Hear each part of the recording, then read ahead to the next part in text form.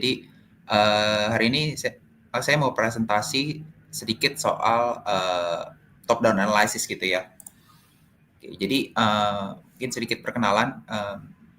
Saya udah 8 tahun lah ya di market. Sekarang ini ada di salah satu local asset management yang ya baru join lah ya. Mungkin kalau teman-teman tahu, saya sempat di Stockbit for the last 3 or hampir 4 tahun lah ya gitu. Oke, jadi mungkin kalau ngomongin top down ini kan pasti hubungannya erat sama makroekonomi gitu ya. Jadi kalau saya biasanya itu investasi berdasarkan top down. Jadi makroekonominya dulu gitu. Kita ngelihat secara siklus ekonomi kita tuh adanya di mana gitu. Jadi kalau kita ngomongin makro gitu ya, atau top down analysis, atau yang kita kalau saya nyebutnya cycle based investing gitulah ya. Itu kita tuh kayak semacam menjadi seorang generalis gitu. Jadi kalau yang fundamental banget kan bilangnya, oh technical itu bohong atau enggak itu perbuatan bandar atau apa gitu kan. Kalau yang trader mungkin pikirnya kayak, oh fundamental itu apa namanya, nggak works lagi at some point gitu kan. Kalau yang saya pelajarin, semua itu sebenarnya berguna teman-teman gitu ya. Kalau kita berdasarkan siklus gitu ya, investasi berdasarkan siklus yang pas gitu ya, itu tuh ibarat kita apa namanya, mengendarai suatu kapal gitu ya, yang didorong sama angin yang juga mengarah ke apa namanya, dari belakang ke depan gitu, headwinds gitu ya. Sorry, tailwinds gitu ya. Jadi kayak lebih gampang sih gitu untuk nyarinya. Tapi memang untuk menguasai ini, kita harus ngerti at least sedikit-sedikit lah atau dasarnya dari ya technical analysis, terus gimana baca flow, terus apa analysis, ngerti sedikit soal makro, terus juga gimana kita mengatur portofolio kita gitu ya, atau portofolio management kita gitu. Nggak harus yang detail, mungkin kalau ngomongin laporan keuangan terlalu detail gitu mungkin saya kalah gitu ya sama teman-teman yang basicnya accounting, atau mungkin kalau ngomongin technical analysis yang hebat-hebat gitu lah ya, mungkin kayak saya kalah sama Linda, sama Cirita nanti gitu ya. Cuman menguasai basicnya semua ini ternyata ada bagusnya juga, karena psikologi saya tuh jadi terjaga, plus saya tuh bisa nguasain market di situasi gitu. Saya tahu kapan harus nginjek gas, kapan harus nginjek rem gitu. Nah, jadi mungkin yang pertama kalau ngomongin top down ya, yang saya mau touch pertama kali itu adalah tentang siklus ekonominya dulu gitu.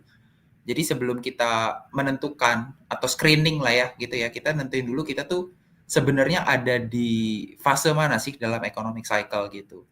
Sebenarnya kan economic cycle itu kan ada boom, ada bust gitu ya, ada peak atau trough lah kalau di sini tulisannya.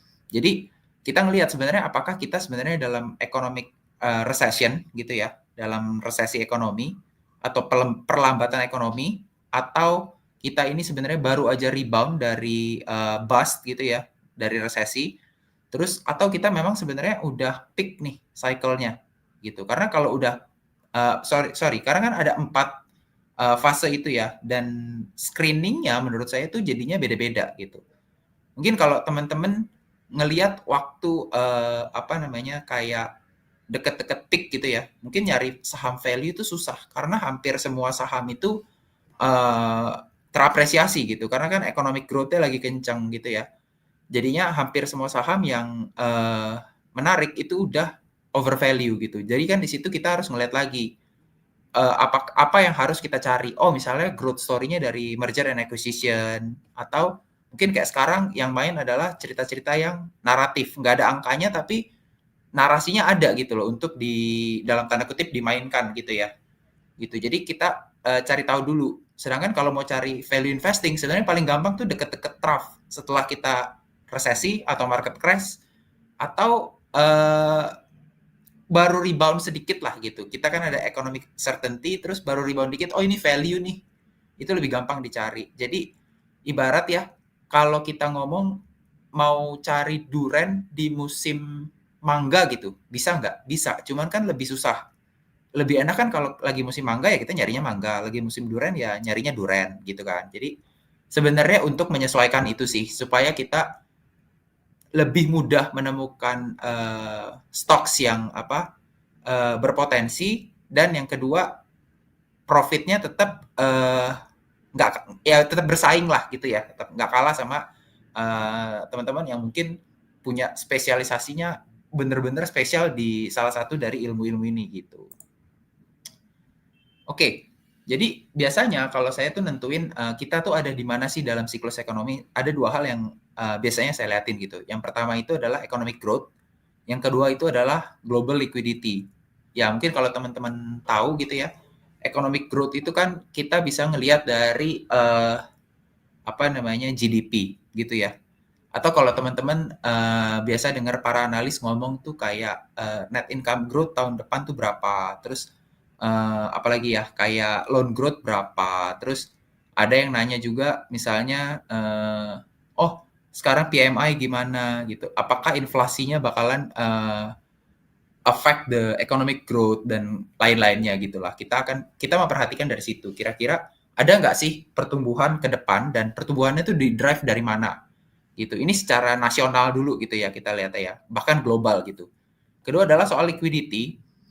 Mungkin liquidity ini yang lebih sulit untuk dilihat gitu ya dibandingkan dengan economic growth, karena global liquidity itu kita ngelihat gimana soal kebijakan-kebijakan.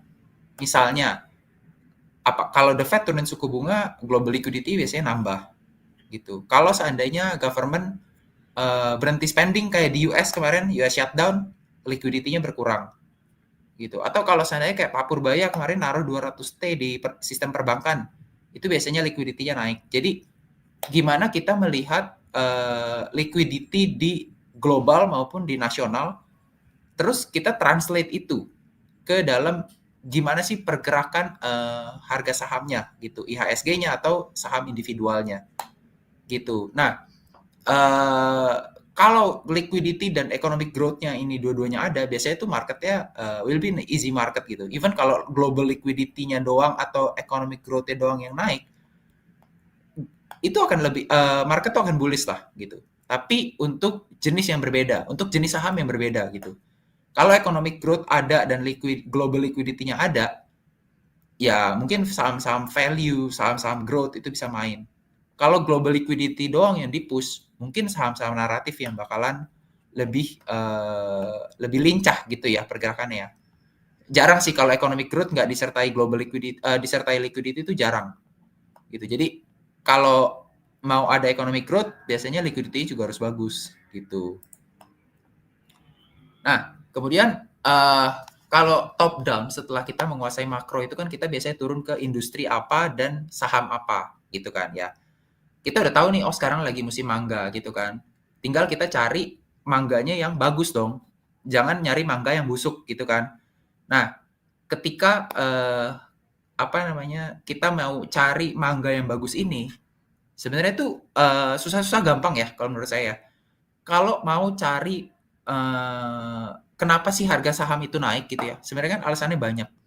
Karena sahamnya murah lah orang bilang gitu kan. Labanya bertumbuh lah, mau ada corporate action lah, mau diakuisisi lah, mau diapalah, itu kan bahkan sampai yang gak ada ceritanya tiba-tiba digoreng naik juga ada gitu kan. Ya kalau saya sih selalu bilang gini ya, saham naik itu ceritanya pasti nanti ada aja gitu loh. Tapi apakah saham yang naiknya itu, apakah ceritanya solid atau enggak? Solid dalam arti kata bisa kita justify enggak dengan fundamentalnya gitu.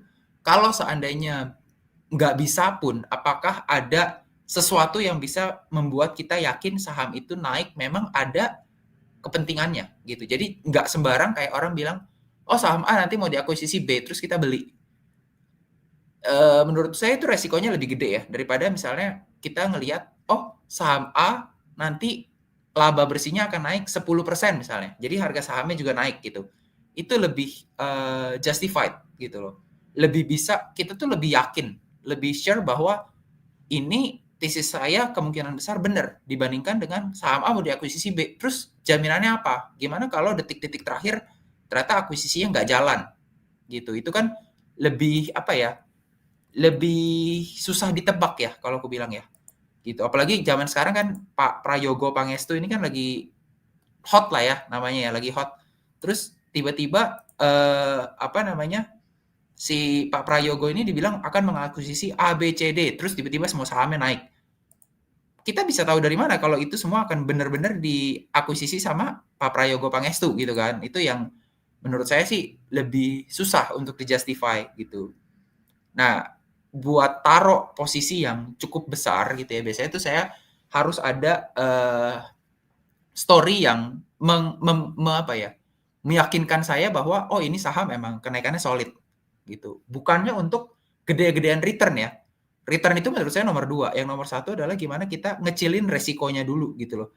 Jangan sampai apa namanya kita mau nyopet gitu ya, tapi malah kerampokan gitu. Itu yang apa prinsip saya tuh kalau di trading gitu. Toh nyopet kalau apa sorry kalau bisa kita ngerampok tapi kecopetan dikit ya udahlah gitu. Itu yang prinsip saya gitu. Makanya saya harus cari satu story yang apa nih yang make sure banget bahwa ini sahamnya kenaikannya bakalan solid gitu. Nah, biasanya kalau buat milih sahamnya itu saya tuh pakai 5 cara ini. Yang pertama tuh saya harus paham dulu bisnis modelnya gitu. Mungkin buat teman-teman yang belum paham ya, bisnis model itu ibarat kayak gini. Jadi kalau tiga merek ini, kalau kita lihat sekilas itu kan cuma jualan kopi gitu ya. Tapi kalau kita telisik lebih dalam bisnis modelnya, ternyata itu beda loh.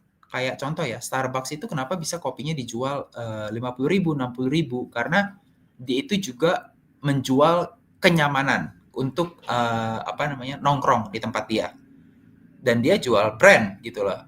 We are Starbucks gitu kan, global apa coffee shop chain in the world gitu kan. Terus ada lagi misalnya kopi janji jiwa sama kopi kenangan mungkin kita ngelihatnya sama gitu ya, 18 ribuan 20 ribuan gitu kan satu gelasnya. Cuman kalau teman-teman tahu kopi janji jiwa itu nge-franchise-in ini dia merek dia. Jadi dia selain dapat dari jualan kopi, dapat pendapatan dari jualan kopi, dia tuh juga dapat dari franchise fee. Sementara kalau si kopi kenangan enggak gitu loh. Mereka emang benar-benar dari jualan kopi gitu dan dia VC back. Jadi VC back itu adalah venture capital back. Jadi investornya adalah dari venture capital, kayak pemodal besar lah ya gampangnya. Dari tiga ini aja cara mereka mendapatkan uang itu tuh sebenarnya beda gitu loh dengan layanan yang diberikan, pricing point-nya, terus revenue stream-nya itu kan beda-beda. Mungkin kalau teman-teman ngelihat oh Adaro, ITMG, PTBA, itu kan sama-sama jualan batu bara, tapi kan sebenarnya mereka jualannya beda-beda. Gitu. Ada yang jualan batu bara tinggi, kalori tinggi, ada yang jualan batu bara kalori rendah, ada yang harus supply ke domestik lebih besar, ada yang apa ya harus apa namanya transportasinya itu harus 2 kali pakai kereta dan kapal gitu ya. Jadi beda-beda tuh teman-teman cari tahu dulu bisnis modelnya itu sebenarnya gimana sih gitu kan. Terus yang kedua setelah kita ngomongin bisnis model kita udah paham, kita ngomongin manajemennya gitu. Ya kita bisnis itu ya mungkin ini juga agak sulit untuk diterapkan. Kenapa? Karena ini tuh sifatnya lebih ke kualitatif subjektif.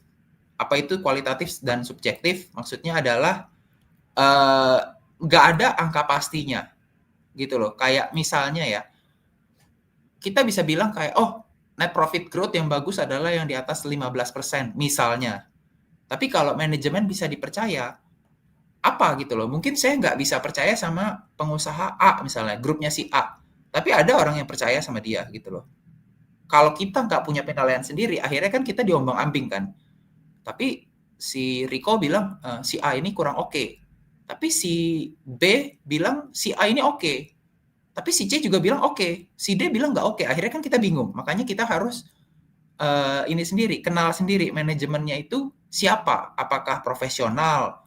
Apakah ada afiliasi dengan satu grup besar? Apakah pernah apa ya terjerat kasus korupsi misalnya, politik, apalah itu yang kira-kira nih ya, kalau kalian jadi investor, jangan jadi investor, kalau kalian mau kerjasama sama mereka, kalian bisa pegang nggak mereka gitu. Karena ujungnya saham itu bisnis dan bisnis itu kita ngomongin apa namanya penggeraknya yaitu manajemennya gitu kan.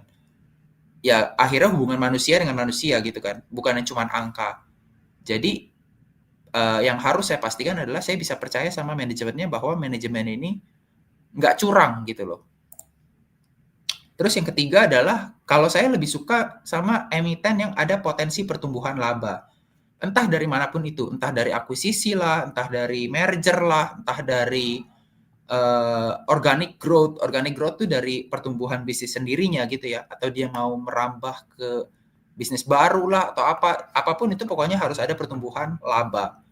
Dan kalau bisa itu harus bisa dijustify dengan valuasinya gitu. Valuasinya gimana? Valuasi itu boleh dibilang kita nyari yang murah ya, tapi bukan nyari yang sekedar PI 10, PI berapa? Di bawah ya PI di bawah 10, PBV di bawah 1 enggak kayak gitu.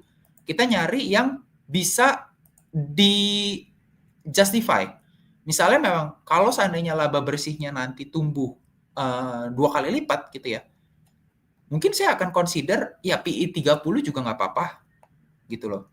Habis itu naik lagi gitu. Misalnya ada pertumbuhan yang kencang gitu. Kalau seandainya oh nanti ini bakalan valuasinya uh, valuasi saat ini mahal gitu, tapi kita tahu nanti akan ada net profit growth yang besar. Why not? Gitu. Kalau saya tuh kayak gitu. Nah, ini ya kayak contohnya adalah ada perusahaan dijual 100 juta labanya naik 10% per tahun dalam 5 tahun. Teman-teman mau beli di berapa? Gitu kan? Beli di berapa ini tiap orang bisa beda-beda gitu. Jadi nggak artinya kalau PI ya ini mungkin sedikit yang salah persepsi yang saya suka dengar dari teman-teman di investor retail ya.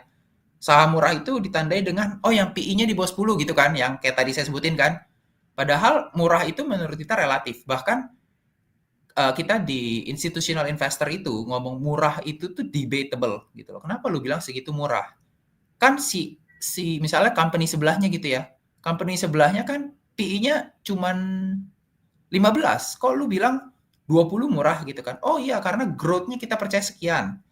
Dia nggak yakin. Masa sih lu yakin growth-nya bisa sekian gitu kan? Itu debatable. Jadi valuasi kembali lagi murah iya, tapi bukan sekedar kita ngelihat yang tertera di apa OLT atau di platform gitu ya bahwa PI-nya sekian, PI-nya sekian, tapi kita harus punya gambaran sendiri kira-kira kinerjanya ke depan gimana dan dibandingkan dengan harga sahamnya itu gimana gitu. Ya ini kayak tadi ya ini kan kalau ini kita ngomongin restoran yang udah jadi gitu ya. Kalau ini kita ngomong ada pengusaha yang baru bikin restoran gitu. Nah, ini yang saya maksud tadi. Kan labanya belum ada, tapi kan kita mengira-ngira dulu kan. Gitu loh. Ini kayaknya nanti kalau dibangun restoran tanah ini itu bakalan jadi laba bersihnya sekian gitu. Itu kan kita mengira-ngira. Nggak artinya karena oh laba lu kan masih nol, artinya lu jual 1 perak pun PI-nya kan 1 dibagi nol, jadinya kan infinite gitu kan. Oh berarti lu mahal kan nggak artinya gitu kan. Nah, ini yang harus kita cari growth-nya tuh kira-kira bakalan berapa sih ke depannya sehingga valuasi ini masih masuk akal buat kita. Gitu ya. Kenapa saya suka laba balik lagi karena kalau kita ngelihat jangka panjang, harga saham itu pergerakannya akan selalu mengikuti laba bersihnya. Jadi kalau ngomong fundamental sebenarnya menurut saya tuh itu selain mencari upside, kita tuh juga meminimalisir downside gitu. Jadi bukan cuman cuan-cuan-cuan doang nih yang kita pikirin, tapi kita juga mikirin downside-nya gimana gitu. Jangan sampai tadi kita mau nyopet tapi kerampokan gitu. Nah jadi mungkin ini ya gitu ya yang bisa saya share untuk ininya dan untuk strategi saya biasanya gitu ya dan mungkin ini ya yang apa suka ini slide saya terakhir mungkin jadi yang pengen saya tekankan adalah banyak orang yang terlalu fokus sama keuangan ya dalam mencari saham gitu dalam screen saham gitu ya. Jadi mengandalkan oh ini PI-nya berapa, ini net profit-nya berapa, growth-nya berapa gitu dan dia tuh nggak paham siklus. Jadinya yang kedua tuh nggak paham siklus. Jadinya mereka ini terjebak dengan market yang dinamis. Jujur market itu dinamis. Kadang kita nggak bisa melihat saham murah itu menjadi murah. Karena mungkin kalau teman-teman tahu ya, kayak sekarang pun kita ngomong saham murah gitu ya. Let's say ada beberapa saham yang PE-nya ratusan kali, tapi yang naik yang ratusan kali. Karena mungkin menurut saya mereka ini nggak paham siklus. Makanya mereka terjebak dengan norma-norma yang berlaku dan padahal itu tuh sebenarnya nggak sesimpel itu gitu, tapi ada sesuatu di baliknya yang mungkin jarang orang buat ngomongin gitu ya. Oke, mungkin itu aja sharing dari saya untuk sore ini. Thank you buat teman-teman semuanya. Oke, Ko Hendriko, terima kasih.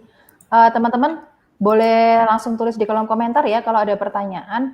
Mungkin karena ini belum ada pertanyaan, Ko Hendriko, aku mau coba tanya nih kalau untuk tadi Ko Hendriko kan menjelaskan kalau strategi investasi yang Ko Hendriko sharing ini adalah cycle based investing. Untuk kondisi saat ini itu dari kondisi marketnya itu seperti apa dan untuk sektornya itu lagi bagus di mana nih? Kenapa sektor itu kemudian jadi yang bagus gitu kok?